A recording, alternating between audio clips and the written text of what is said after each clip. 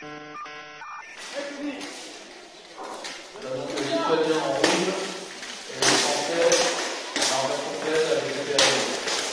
pas du catch médiéval, c'est du combat médiéval. La version que nous on pratique, on l'appelle full contact, donc combat médiéval full contact. En 1 contre 1, le principe c'est en 2 minutes de mettre le plus de touches puissantes à l'adversaire. Et en 5 contre 5, c'est de mettre toute l'équipe adverse au sol.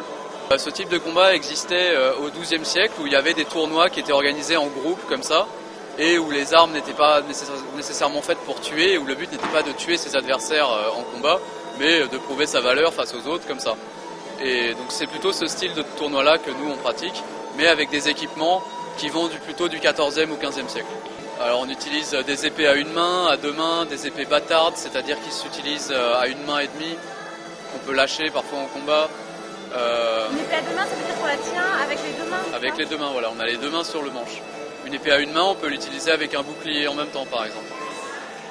On utilise des haches, des hallebardes, des masses d'armes, des fauchons qui sont des espèces de grosses machettes qui sont utiles pour le combat à pied surtout. Est-ce qu'ils se font vraiment mal les combattants?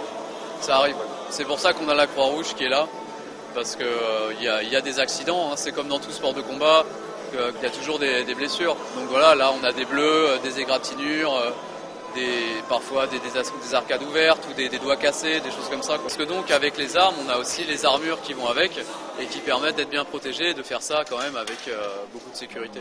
Par exemple, l'armure de ce monsieur ici, ça doit peser une 30aine de kilos au total.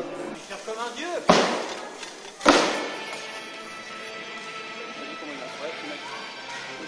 Nico, je l'ai jamais vu comme ça.